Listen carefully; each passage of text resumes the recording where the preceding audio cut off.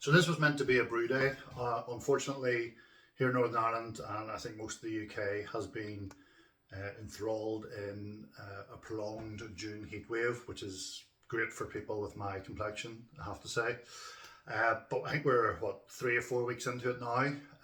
Last weekend, Northern Ireland Fire and Rescue Service declared a critical incident, and basically every single fire engine in the country was at a call, where it be gorse fires, wildfires, whatever, and then just normal day-to-day business.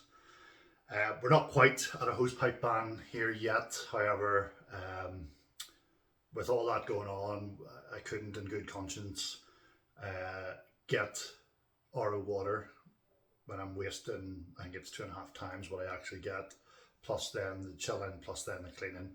I couldn't in good conscience do that, so I've postponed my brew day. There are thunderstorms on the way, and it's going to be heavy rain over the next wee while, so fingers crossed that replenishes the reservoirs and we can get back to some sort of normality. That said, I'm not going to leave you high and dry without a video, and there is a bandwagon currently rattling down the tracks, and if you know me, if there's a bandwagon, I'm going to jump on it. So with that in mind, here we are, my views on homebrew in 2023. My first steps into homebrewing came in about 2011, 2012-ish. So what, 8, 9, no, 10 or 11 years ago. I got one of those Cooper's all-in-one kits. So it came with like a Cooper's can. It came with a bucket, a brewing bucket with like a Krausen collar on it, so that instead of an airlock, it like bubbled up open and let the CO2 out, and then you could take the Krausen collar off, and the Krausen didn't stick to the bucket, and you just washed that separately. It also came with, I don't know, a couple of dozen bottles, PET bottles, and it was an unmitigated disaster, let's be honest. I can't remember, in my mind it's always been, I tried to brew Canadian lager first, but looking at the Cooper's kits recently, the only one that they have that's even remotely close to what I think I brewed is the Cooper's Canadian Blonde, so it must have been that. Pretty much undrinkable.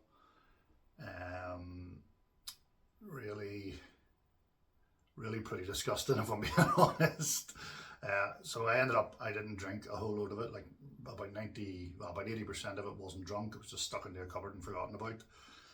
A couple of months later, there was no booze in the house, and I was somewhat disabled through injury, and I needed a drink, and that was the only thing left to drink, and it had actually matured into, whilst not a good beer, certainly a drinkable beer, and as some of my friends found out through video chats, a highly alcoholic beer. Absolutely, I don't even know what the alcohol content was, I can't remember, but my god, it blew my socks off. So I stayed with kits for a wee while. I stopped using Cooper's kits brewing quickly and moved on to the Young's ones. So the Young's did like an IPA, an APA. There was a bit of dry hopping and all going on. It was a wee bit more exciting, a wee bit more involved, you know. But I very quickly realised that those kits to brewing are to what, like basically you're adding water to dilute it in juice, you know, so it wasn't really fulfilling the itch that I had. I'd read a few bits and pieces about all grain brewing, and I thought that sounds bloody complicated, I don't want to get involved in that. So around that time, a couple of years later, 2015-ish, 2016 maybe, I moved into a house with a garage, which I've talked about in the last video there, which was an ideal time to set up an all grain brewing. So it kind of skipped out the extract brewing step and went from kit and kilo kits to all grain, and I done a couple of brew in a bags. I got a PT boiler, or Pico boiler, sorry, and a brew in a bag set up from the good lads at Get Her Brewed here in Northern Ireland. And I made some really decent beers. I made an Irish Red, I think I made another blonde, which was really tasty.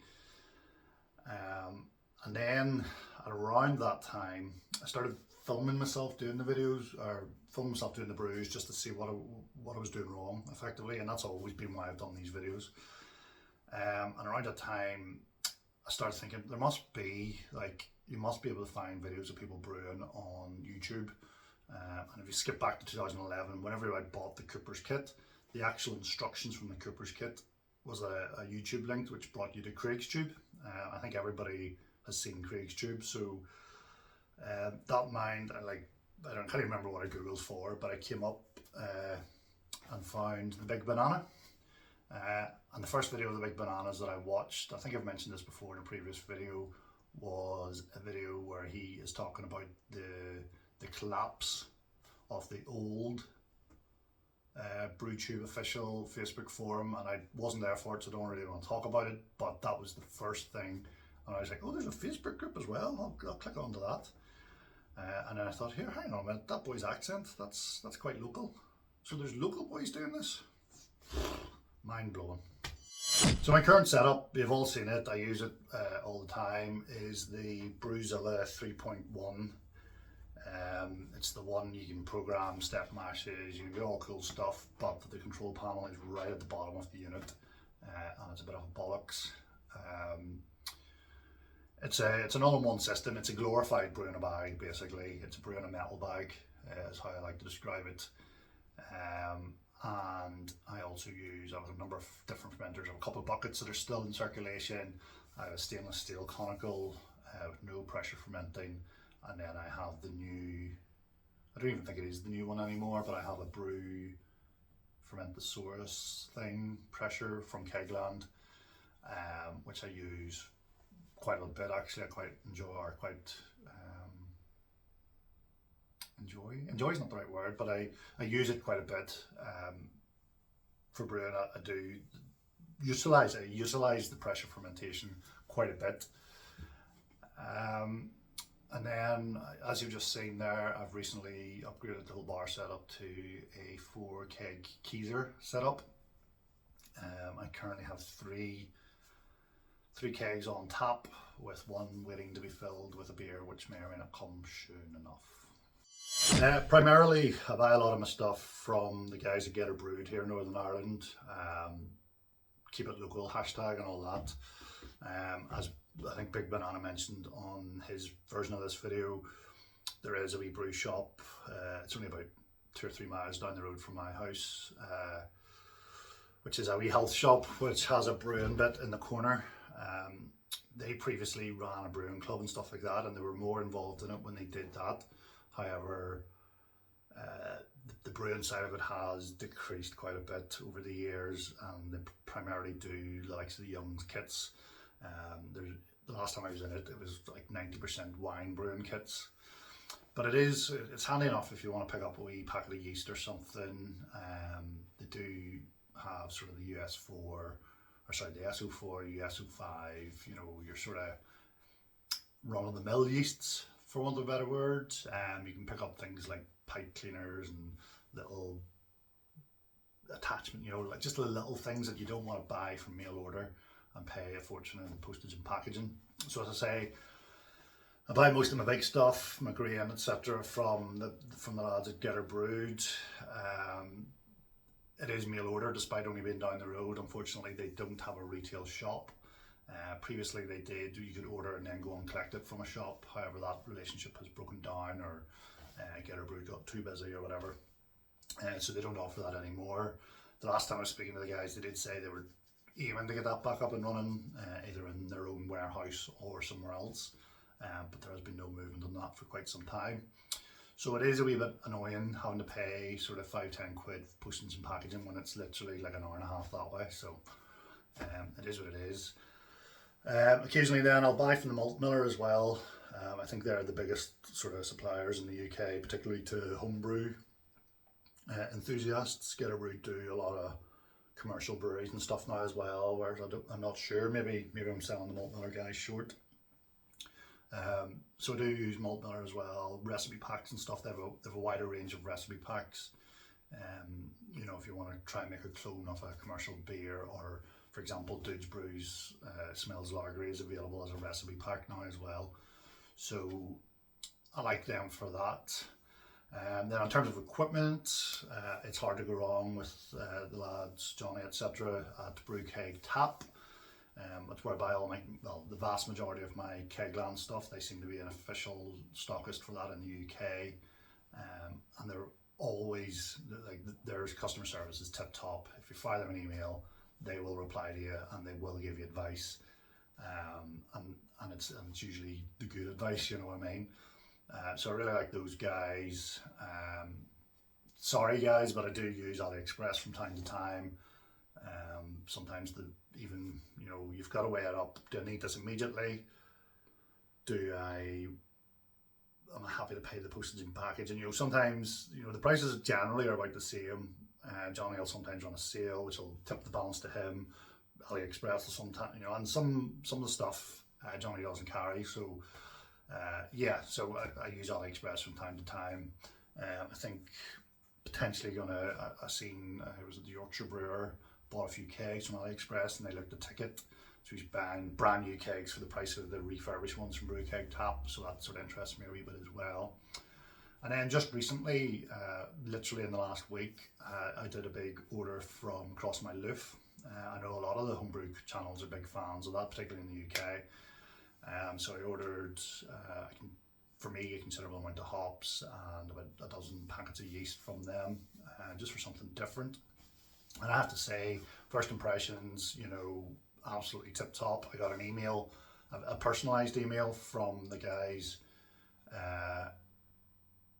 whenever they had picked the order, and it was sent out. So that was a nice touch. For me, the future of homebrew, the hobby is in a good, it's in ill health, you know, or sorry, rude health, not ill health, it's in rude health.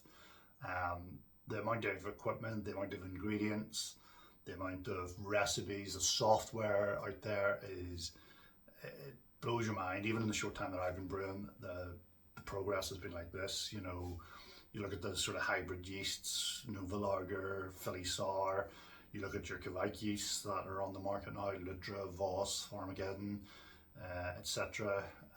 It's just incredible. It blows my mind. You cannot complete this hobby. That's the other thing. You know, you can get to the maximum levels of skill, but I think with homebrewing, you know, because of the biological element in it, it's always going to be changing. It's always going to be evolving. All right, so yeah. So from that point of view, I'm not concerned about the future of homebrewing as a hobby at all. Brewtube, on the other hand, have noticed a lot of sort of more rough and ready channels like myself, Banana, Dudes Brews, Brewbit Rick, just to name a few of the local ones. Those guys are going strong, but like a lot of the other channels have sort of dripped off over the last sort of two to 3 years. There's a lot less of those about.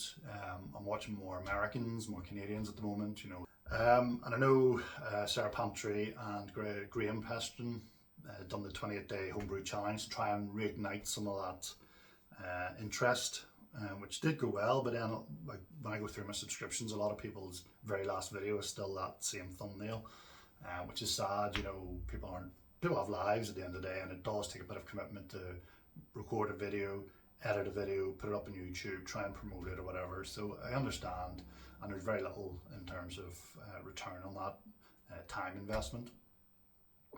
In terms of my own personal future, so my future basically is going to be moving into a new brew space, which I've sort of teased a little bit in the last video and again there now. Setting up the sort of home bar, and potentially then, and I keep saying this every year, trying to get involved in the local homebrew club. It just doesn't sit right with the shifts that I work. It tends to always land on a time I'm working. But then off the back of that, I want to sort of try and enter my beers into a couple of competitions and see where I actually am on my brewing, because you are your own worst critic, but you also are your own biggest fan. So some of the beers that I really like are probably not good to style or whatever. And when I send beers out to the guys and they drink them, you know, primarily it's positive feedback, but then again, is that because people don't like being dicks on camera? I don't know. So yeah, that's really my touch. I don't really know how long this video is going to be, because I have cut it up into just different segments. Hopefully it's not too long. And hopefully I will get the kettles fired up in the next week or so once the rain comes. We'll do a wee rain dance. Somebody's probably going to complain that that's cultural appropriation.